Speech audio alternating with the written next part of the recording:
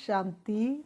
3 अप्रैल 2023 प्रातः मुरली। ओम शांति। बाप दादा मधुबन। बाबा ने सुनाया, आज मीठे बच्चे, बाप आए हैं तुम्हें ज्ञान का तीसरा नेत्र देने, जिससे तुम सृष्टि के आदि मध्य अंत को जान बुद्धिमान बने हो। मीठे बच्चे, बाप आए हैं तुम्हें ज्ञान का तीसरा नेत्र देने, जिससे तुम सृष्टि के आदि मध्य अंत को जान बुद्धिमान बने हो। प्रश्न बाबा ने किया, आत्मा और शरीर दोनों को पवित्र बनाने तथा राजाई पद का अधिकार लेने की सहज विधि क्या है? आत्मा और शरीर दोनों को पवित्र बनाने तथा राजाई पद का अधिकार लेने की सहज विधि क्या है? उत्तर में बाबा ने बताया, तुम्हारे पास देश सहित जो भी पुराना कखपन है उसे एक्सचेंज करो, बाप के हवाले कर दो, जीवन की नैया कर दे प्रभु के हवाले। जैसे वो चाहे वैसे इसको संभाले। पूरा बलि चढ़ो। बाबा ने कहा, पूरा बलि चढ़ो। बाप को ट्रस्टी बनाओ, प्रभु को बना लो अपने दिल का सहारा। देखो मौका फिर ना आएगा दोबारा। श्रीमत पर चलते रहो तो आत्मा और शरीर दोनों पवित्र बन जाएंगे, राजाई पद प्राप्त हो जाएगा। जनक भी बलि चढ़ा तो उनको जीवन मुक्ति मिली। तुम बच्चे भी बाप को वारिस बनाओ तो 21 जन्मों का अधिकार मिल जाएगा। गीत है, नैनहीन को राह दिखाओ प्रभु। ओम शांति। बच्चों ने गीत सुना। ये भक्त भगवान को पुकारते हैं। भगवान को पूरा न जानने के कारण मनुष्य कितना दुखी है। न आत्मा को जानते, न परमात्मा को जानते, न कर्मों की गुहागति को जानते हैं, न सृष्टि चक्र को जानते हैं। इसलिए ही तो दुखी है। कितना माता मारते रहते हैं। भक्ति मार्ग में सिर्फ इस जन्म की बात नहीं, जब से भक्ति मार्ग शुरू हुआ तब से धक्के खाते रहते हैं। भारत में ही पूज्य देवी देवताओं का राज्य था, जिसको स्वर्ग सचखंड कहा जाता था। अब भारत झूठ खंड है। भारत की महिमा बड़ी जबरदस्त है, क्योंकि भारत परमपिता परमात्मा का बर्थ प्लेस है। उसका असुल नाम शिव ही है। परमात्मा का सही नाम क्या है? शिव। शिव जयंती मनाते हैं। रुद्र व सोमनाथ जयंती नहीं कहा जाता है, शिव जयंती ही कहते। ना रुद्र जयंती, ना सोमनाथ जयंती, ना शंकर जयंती। शिव जयंती व शिवरात्रि कहा जाता है। अब सभी नैनहीन बुद्धिहीन है, क्योंकि सब में 5 विकार प्रवेश है। रावण ने नैनहीन और बुद्धिहीन बनाया है। 1-2 को दुख देते रहते हैं। भारत जब स्वर्ग था तो दुख का नाम निशान नहीं था।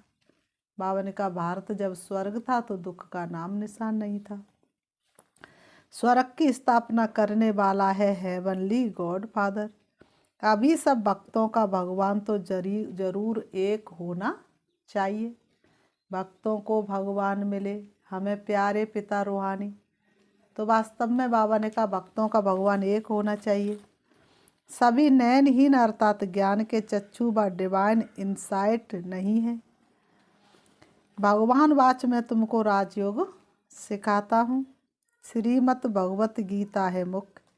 श्री अर्थात श्रेष्ठ मत से अब तुमको बुद्धिमान बनाया जाता है। दिव्य चक्षु अर्थात ज्ञान का तीसरा नेत्र देते हैं। वास्तव में ज्ञान का तीसरा नेत्र तुम ब्राह्मणों को मिलता है। बाबा ने कहा, वास्तव में ज्ञान का तीसरा नेत्र तुम ब्राह्मणों को मिलता है, जिससे तुम बाप को और बाप की रचना के आदि मध्य अंत को जान जाते हो। तूने ही भेद खोले सारे अगम निगम के। इस समय सर्वव्यापी है क्या? बताओ, क्या सर्वव्यापी है? देह अहंकार व 5 विकार। परमात्मा सर्वव्यापी नहीं, देह अहंकार और 5 विकार सर्वव्यापी है। इसलिए सभी घोर अंधेरे में है। तुम बच्चों के पास रोशनी है। तुम्हारी आत्मा सारे वर्ल्ड की हिस्ट्री ज्योग्राफी को जान गई है। आगे तुम सब अज्ञान में थे, ज्ञान अंजन सदगुरु दिया, अज्ञान अधेर विनाश। जो पूज्य थे वही फिर पुजारी बन पड़े हैं। बाबा ने कहा जो पूज्य थे वही फिर धीरे धीरे पुजारी बन पड़े हैं। पूज्य है रोशनी में, पुजारी है अंधेरे में। परमात्मा को आप ही पूज्य, आप ही पुजारी नहीं कह सकते। वह तो है ही परम पूज्य, सबको पूज्य बनाने वाला। उनको कहा जाता है परम पूज्य परम पिता परमात्मा। कृष्ण को थोड़े ही ऐसे कहेंगे, उनको सब गॉड फादर नहीं कहेंगे।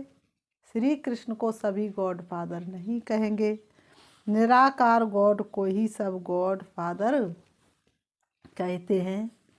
है वह भी आत्मा परंतु परम है, इसलिए उनको परम पिता परमात्मा कहा जाता है। आत्मा और परमात्मा का रूप एक ही है। जरूर हम आत्माएं, वह परमात्माएं, सदैव परम धाम में रहने वाला। अंग्रेजी में उनको सुप्रीम सोल कहा जाता है। बाबा ने कहा अंग्रेजी में उनको सुप्रीम सोल कहा जाता है। बाप कहते हैं तुम गाते भी हो आत्मा परमात्मा अलग रहे बहुकाल, और फिर सुंदर मेला कर दिया जब सदगुरु मिला दलाल। ऐसे नहीं परमात्मा परमात्मा से अलग रहे बहुकाल, नहीं। पहले नंबर का ज्ञान है आत्मा सो परमात्मा, परमात्मा सो आत्मा कहना। अब बताओ आत्मा सो परमात्मा कैसे हो सकती है? परमात्मा सो आत्मा कैसे हो सकते? आत्मा अलग और परमात्मा अलग। आत्मा तो जन्म मरण में आती है, परमात्मा थोड़े ही पुनर्जन्म में आते हैं। बाप बैठ समझाते हैं तुम भारतवासी स्वर्गवासी पूज्य थे, ये सारी ईश्वरी फैमिली हो गई ना। अच्छा भला ये तो बताओ तुम माता पिता किसको कहते हो? तुम ही हो माता पिता, तुम ही हो। तुम माता पिता हम बालक तेरे, तो पूछो तुम माता पिता किसे कहते हो? वह ये कौन कहते हैं? आत्मा कहती है तुम माता पिता हम बालक तेरे, और तेरी कृपा से सुख घनेरे, तुम्हारी कृपा से स्वर्ग के सुख घनेरे। हमको स्वर्ग में मिले हुए थे, कितने सुख थे कोई वर्णन कर भी नहीं सकता। तुम माता पिता आकर स्वर्ग की स्थापना करते हो तो हम आपके बच्चे बनते हैं। चलती चाकी देख के दिया कबीरा रोए, दो पाटन के बीच में साबित बचाना कोई। तो दुनिया में त्राय त्राय के समय पर साबित नहीं बचने वाला है कोई, लेकिन देखा है जो कीली का सहारा ले लेता है तो वह साबित बच जाता है।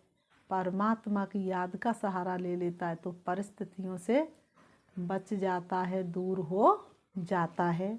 बाप कहते मैं संगम पर ही आकर राजयोग सिखलाता हूँ। नई दुनिया के लिए बाप आकर समझाते हैं तुम मुझे भूल गए हो। मेरी तो शिव जयंती भी भारत में मनाते हो ना, गाया भी जाता है शिवरात्रि। कौन सी रात्रि? ये ब्रह्मा की बेहद की रात है। संगम पर रात से दिन अर्थात नरक से स्वर्ग बनाते हैं। शिवरात्रि के अर्थ का भी कोई को पता नहीं है। भगवान है निराकार, मनुष्यों के तो जन्म बाई जन्म शरीर के नाम बदलते हैं। परमात्मा कहते मेरा शारीरिक नाम ही नहीं है। परमात्मा भी जन्म मरण में आए, सुख दुख में आए, तो फिर हमें सुख दुख से कौन छुड़ाए? मेरा नाम शिव ही है। मैं सिर्फ बूढ़े वानप्रस्थ तन का आधार लेता हूँ। ये पूजता पुजारी बना है। शिव बाबा आकर स्वर्ग रचते हैं, हम उनके बच्चे हैं। भगवान धरती पर आते तो स्वर्ग रचते, हम उनके बच्चे हैं। तो जरूर हम स्वर्ग के मालिक होने चाहिए ना। वह शिव बाबा है ऊंचे ते ऊंचा। ब्रह्मा विष्णु शंकर का पार्ट अपना अपना है। हर एक एक्टर का पार्ट अपना है। हर एक आत्मा में अपना सुख का पार्ट नूदा हुआ है। बाप कल्प कल्प आकर भारतवासियों को स्वर्गवासी बनाते हैं, उसको भूल गए हैं। कहते हैं फलाना स्वर्गवासी हुआ। अरे अब तो नरक है तो पुनर्जन्म जरूर नरक में ही लेंगे ना। स्वर्ग में पुनर्जन्म कैसे ले सकते हैं? बाबा ने कहा तो फिर तुम उनको नरक का भोजन क्यों खिलाते हो? स्वर्ग में तो अथाह वैभव है, फिर उनकी आत्मा को मंगाकर नरक का भोजन क्यों खिलाते हो? पतित ब्राह्मण को खिलाते हो, प्याज आदि खिलाते हो। बाबा ने कहा पतित ब्राह्मण को खिलाते हो और क्या खिलाते हो? प्याज आदि खिलाते हो। वहाँ थोड़ा ही ये होता है। तो देखो भारत की क्या हालत हो गई है। बाबा ने कहा देखो भारत की क्या हालत हो गई है, देख तेरे संसार की हालत क्या हो गई भगवान, कितना बदल गया इंसान। सूरज ना बदला, चांद ना बदला, ना बदला आसमान, कितना बदल गया इंसान। तो देखो भारत की क्या हालत हो गई है। भगवान वाच, अब मैं तुमको ज्ञान का तीसरा नेत्र देता हूँ। तुम फिर से राजाओं का राजा बनेंगे। राजयोग का राज जो जाने राजाई पद पाए, और राजाओं का बन जाए राजा शिव से योग लगाए। देवी देवता 84 जन्म भोग पूज से पुजारी बन गए हैं। तुम जानते हो हम शिव बाबा के वारिस बने थे। शिव बाबा ने स्वर्गवासी बनाया था, तब उनको सब याद करते हैं, ऐसे ही याद नहीं करते हैं। इसलिए आपने देखा होगा शिव के मंदिर सबसे प्राचीन होंगे और सबसे ज़्यादा ऊंचाई पर होंगे। ओ गॉड फादर रहम करो। साधु भी साधना करते हैं क्योंकि यहाँ दुख है, तो निर्वाण धाम जाना चाहते हैं। आत्मा परमात्मा में लीन तो होती नहीं, कितनी भी कोशिश कर ले, पुरुषार्थ कर ले, लेकिन आत्मा परमात्मा में कभी लीन होती नहीं। यह समझना भूल है। अब तुम कहते हो हम आत्मा परम धाम में रहने वाली हैं, हम आत्मा सो देवी देवता कुल में आएंगी, फिर 84 जन्म भोगेंगी। हम सो आत्मा फिर देवी कुल, क्षत्रिय कुल से वैसे शूद्र कुल में आएंगे। शिव बाबा जन्म मरण में नहीं आते, सिर्फ आकर भारत को स्वर्ग बनाते हैं। गाया भी जाता है सतयुग में सूरवंशी श्री लक्ष्मी नारायण की डिनास्टी थी। जैसे क्रिश्चियन घराने में Edward the first, Edward the second, third चलता है, वैसे ही वहाँ भी Lakshmi Narayan the first, Lakshmi Narayan the second, third, ऐसे 8 डिनास्टी चलती हैं। अभी तुम ब्राह्मणों का तीसरा नेत्र खोला है। बाप बेटा आत्माओं से बात करते हैं। तुम ऐसे 84 का चक्र लगाकर इतने इतने जन्म लेते आए हो। वर्णों का भी एक चित्र बनाते हैं, जिसमें देवता क्षत्रिय वैश्य शूद्र बनाते हैं। अब तुम जानते हो हम सो ब्राह्मण क्या है, चोटी है। इस समय हम हैं ईश्वरी औलाद प्रैक्टिकल में, इस समय हम हैं ईश्वरी औलाद प्रैक्टिकल में। इस समय राजयोग और ज्ञान से हमको सुख घनेरे मिलते हैं। इस समय राजयोग और ज्ञान से हमें क्या मिलते हैं? सुख घनेरे मिलते हैं। बाप की याद में खो जाओ तो सुख घनेरे मिलना शुरू हो जाएंगे, पापों से मुक्त होना शुरू हो जाएंगे। कोई तो सूरवंशी राजा रानी का वर्षा लेते, कोई फिर चंद्रवंशी का। देने वाला लुटा रहा है, लूट सके तो लूट, और वक्त की चाकी कबो न रुकती, तू न जाए कहीं छूट। सारी बाबा ने कहा किंगडम स्थापन हो रही है, हर एक अपने पुरुषार्थ से वह पद पाएंगे। कोई अगर पूछे कि अभी पढ़ते पढ़ते हमारा शरीर छूट जाए तो क्या पद मिलेगा, तो बाबा बतला सकते हैं, योग से ही आयु बढ़ती है। बाबा ने कहा योग से ही आयु बढ़ती है। इसलिए क्या दिखाते भक्ति मार्ग में, एक बच्चा था तो उसकी उम्र बिल्कुल नहीं थी, और उसे यमराज लेने के लिए आया। उसने भग के जा कर के शिवलिंग पकड़ ली और शिव शिव रटता रहा, और उसकी उम्र धीरे धीरे बढ़ती गई। तो योग से उम्र बढ़ती है, विक्रम विनाश होते हैं।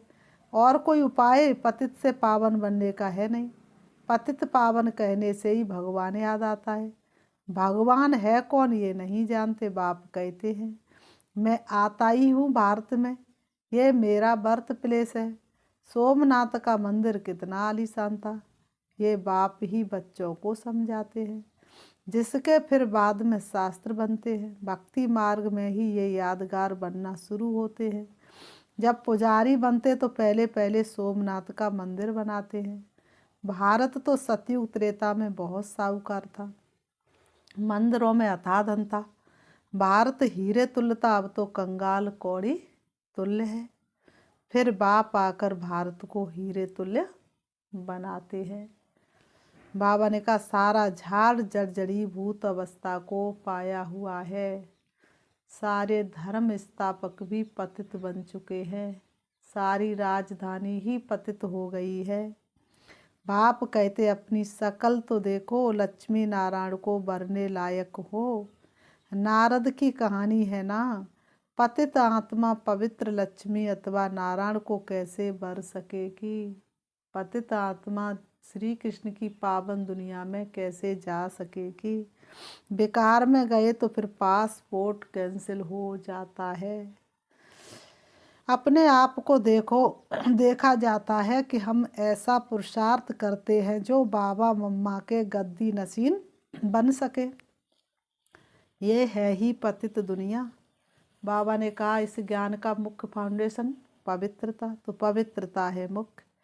अब तो no health no wealth no happiness, ना हेल्थ है ना वेल्थ है ना हैप्पीनेस। ये रुंड के पानी मिसल मृग तृष्णा राज्य है। इस पर भी दुर्योधन की कहानी शास्त्रों में है। दुर्योधन बेकारी को कहा जाता है। द्रौपदी कहती हमारी लाज रखो। ये बाबा ने कहा सब द्रौपदियाँ हैं ना। बाप कितना अच्छी रीति समझाते हैं। जितना बुद्धि योग पूरा लगा हुआ होगा तो धारणा भी होगी। नॉलेज ब्रह्मचर्य में ही पड़ी जाती है। बाप कहते ग्रस्त व्यवहार में रहते कमल फूल समान पवित्र रहना है। दोनों तरफ निभाना है, मरना भी जरूर है। बाबा ने कहा मरने समय मनुष्यों को मंत्र देते हैं। बाप कहते तुम सब मरने वाले हो, मिटने वाली से दुनिया से है दिल लगाना क्या, तो तुम सब मरने वाले हो। मैं कालों का काल सबको वापस ले जाने वाला हूँ। तो खुशी होनी चाहिए ना। फिर जो अच्छी रीति पढ़ेंगे वह स्वर्ग के मालिक बनेंगे, नहीं पढ़ेंगे तो प्रजापद पाएंगे। यहाँ तुम आए हो राज्य पद पाने। ये पढ़ाई है, इसमें अंधश्रद्धा की बात नहीं। ये पढ़ाई है राजाई के लिए।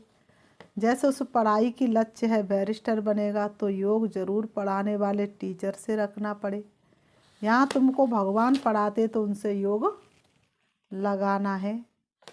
बाप कहते हैं मैं परम धाम बहुत दूर दूर से आता हूँ। शिव बाबा कहते बच्चे मैं परम धाम बहुत दूर से आता हूँ। कितना दूर देश है। परम धाम कितना ऊंच है, सूक्ष्म वतन से भी ऊंच है। वहाँ से आने में मुझे 1 सेकंड लगता है, उनसे तीखा और कुछ हो नहीं सकता। सेकंड में जीवन मुक्ति देता हूँ। जनक का मिसाल है ना। अभी तो नरक पुरानी दुनिया है, नई दुनिया स्वर्ग को कहा जाता है। बाप नरक का विनाश कराए स्वर्ग की स्थापना कराते हैं। बाकी उनको सर्वव्यापी कहने से क्या मिलेगा, कुछ भी नहीं। बाप तो आकर स्वर्ग का मालिक बनाते हैं। बाकी सभी आत्माएं शांति धाम में चली जाएंगी। आत्मा अमर है, उसको पार्ट भी अमर मिला हुआ है। फिर आत्मा छोटी बड़ी कैसे हो सकती है। आत्मा है ही स्टार, बड़ी छोटी हो न सके। अब तुम हो God fatherly students. God father knowledgeful blissful है, वह तुमको पढ़ा रहे हैं। तुम जानते हो इस पढ़ाई से हम जो देवी देवता बनेंगे। तुम भारत की सेवा कर रहे हो। पहले पहले तो बाप का बनना है, और जगह तो गुरु के पास जाते हैं, उनके बनते अथवा उसे अपना गुरु बनाते हैं। यहाँ तो है बाप, तो पहले बाप का बच्चा बनना पड़े। बाप बच्चों को अपनी इजाज़त देते हैं। बाप कहते बच्चे तुम एक्सचेंज करो, तुम्हारा कखपन हमारा, हमारा सब कुछ तुम्हारा। देश है तो जो कुछ है वह सब कुछ मेरे को दो। मैं तुम्हारी आत्मा और शरीर दोनों को पवित्र बना दूंगा, और फिर राजाई पद भी दूंगा। तुम्हारे पास जो कुछ है वह बलि चढ़ो, मुझे ट्रस्टी बनाओ, मेरी श्रीमत पर चलो। जनक राज्य भाग्य सहित बलि चढ़ा तो उनको जीवन मुक्ति मिली। बाबा ये सभी कुछ आपका है। बाप कहते मुझे बारिश बनाओ, मैं 21 जन्म तुमको बारिश बनाता हूँ। सिर्फ मेरी मत पर चलो, भल धंधा करो, विलायत जाओ, कुछ भी करो, सिर्फ मेरी मत पर चलो। अब खबरदार रहना, माया घड़ी घड़ी पछाड़ेगी। बाबा कहते खबरदार रहना बच्चों, माया क्या करेगी, घड़ी घड़ी पछाड़ेगी। विक्रम कोई नहीं करना है, कदम कदम श्रीमत पर चलना है तो तुम श्रेष्ठ बनेंगे। बाप तो दाता है, सिर्फ तुमको ट्रस्टी बनाते हैं। कहते भी हो ये बच्चे धन आदि सब भगवान का दिया हुआ है। अब भगवान कहते मुझे दो, कहते ये बच्चे ये धन सब भगवान का दिया हुआ, भगवान कहते अब ये सब मुझे दो। बाबा ने कहा मैं एक्सचेंज करता हूँ, मैं प्रतिज्ञा करता हूँ। बाबा कह रहे मैं तुम्हारे साथ प्रतिज्ञा करता हूँ, श्रीमत पर चलने से तुमको ऐसा श्रेष्ठ बनाऊंगा। ये है राजयोग।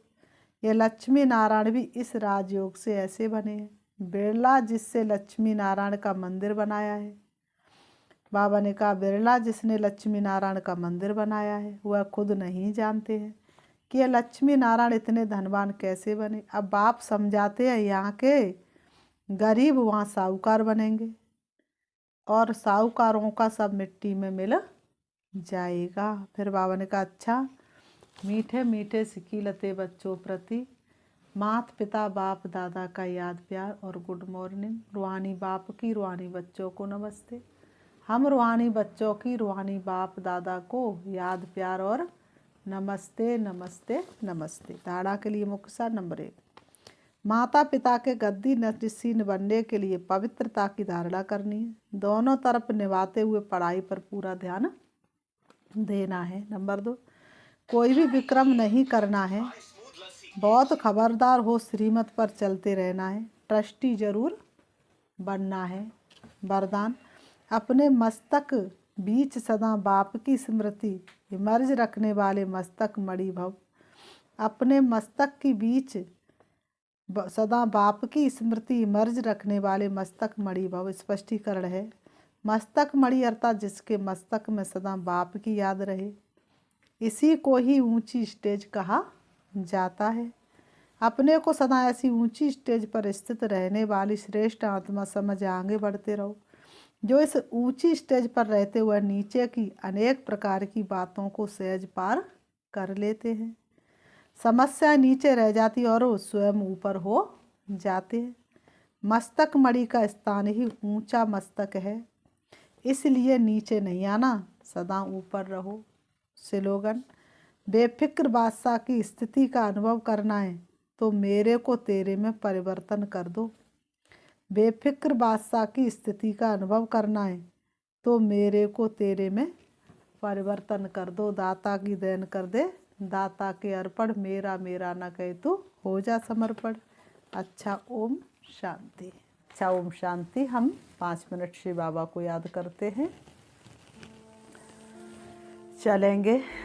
बाबा ने आज इतना अच्छा बताया, ना झरमुई झरमुई की बातें करनी है और ना ही सुननी है। खुद भी बाप को याद करना है और दूसरों को भी याद दिलानी है। अपने आप को बहुत सुंदर सम्मान देंगे।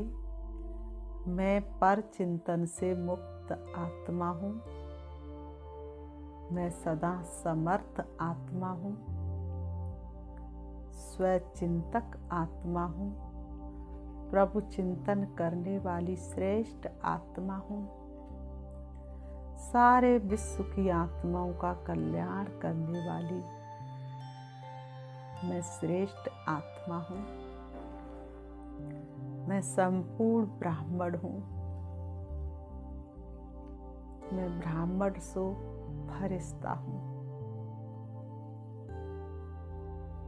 देह और देह की दुनिया से मुक्त होकर मैं आत्मा फरिश्ते की चमकीली ड्रेस धारण कर उड़ रही हूँ। देख रही हूँ अपने आप को, मैं उड़ रही हूँ। पहुँच जाती हूँ फरिश्तों की महफिल में, जहाँ अनेक फरिश्ते चमकीली ड्रेस के साथ विराजमान हैं।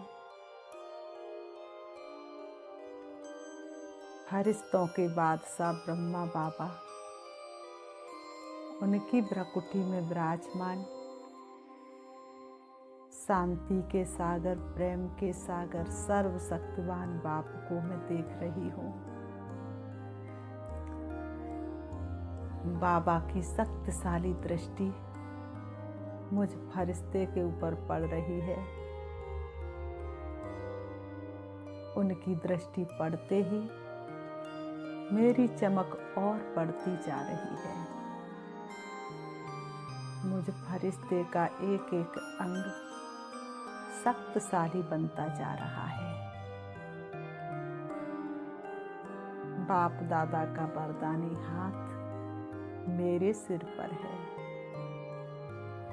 बाप दादा मुझे वरदानों से भरपूर कर रहे हैं। मुझे वरदान दे रहे हैं विजयी भव, सफलता मूर्त भव, व्यर्थ से मुक्त भव। मैं फरिश्ता वरदानों से भरपूर हो रहा हूँ। बाप दादा की शक्तिशाली दृष्टि मुझे चमकीली ड्रेस को भी समाप्त कर रही है। अब मैं सिर्फ आत्मा हूँ, सर्व शक्तियों से सजी हुई हूँ, शक्तिशाली हूँ। अब मैं आत्मा स्वरूप में आ रही हूँ सृष्टि रंगमंच पर। मेरी शक्तिशाली किरणें विश्व के कोने कोने में फैल रही हैं। विश्व की सारी आत्माओं का विघ्न समाप्त हो रहा है। अब मैं आत्मा आ जाती हूँ अपने देह रूपी वस्त्रों के पास, आकर के दोनों भ्रमों के बीच भ्रकुटी में विराजमान हो जाती हूँ। ओम शांति।